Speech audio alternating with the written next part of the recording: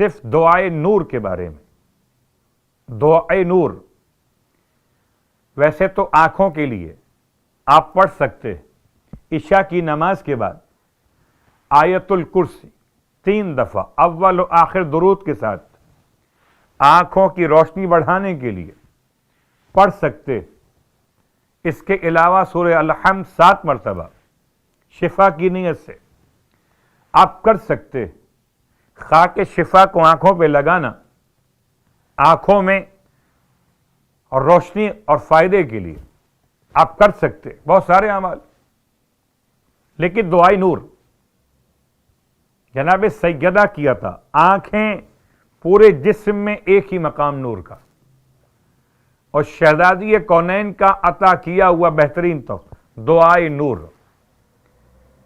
اس میں کوئی شک نہیں کہ سیدہ زہرا سلام اللہ علیہا کی بارگاہ سے اللہم صلی علی محمد وعلی محمد یہ دعا مخصوص بیان کی گئی، سمجھی گئی، صرف بخار سے بچنے کے لیے یا بخار سے نجات کے لیے. تو چلیے ساری دنیا والوں کے لیے پیغام کہ ویسے ویکسین کب آئے گی، کورونا کے حوالے سے ویکسین کب تک سب کو ملے گی، اور کتنا اثر ہر ایک انسان پر اس کا رہے گا. 1400 سال پہلے سیدہ زہرا نے کرونا نہیں ہر بخار کی ویکسین. کرونا کیا ہے؟ بگڑا ہوا بخار. کرونا کیا ہے؟ نمونیے کا ایک الگ انداز. وائرس، نزلہ و زکام کی ایک عجیب کیفیت.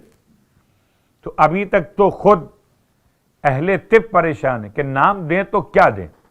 کووڈ-19 تو اگر چاہتے ہیں یقین کے ساتھ تو ہر صبح اور شام دعائے نور کی تلاوت انسان کو ہر قسم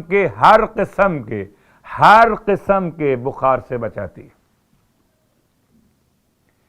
تو چونکہ سیدہ کا وسیلہ اس اعتبار سے ایک اور دعا شہزادی کونین کی آنکھوں پر ہاتھ رکھ کے پڑھنے کے لیے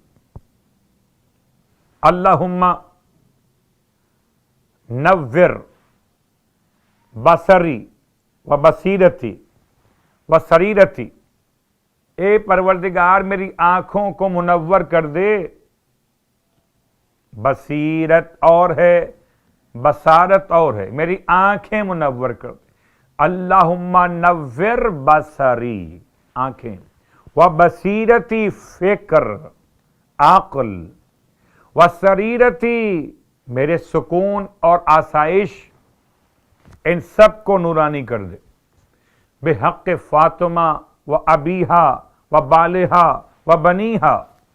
تجھے واسطہ فاطمہ زہرا کا، ان کے بابا کا، ان کے شوہر کا، ان کی اولاد کا.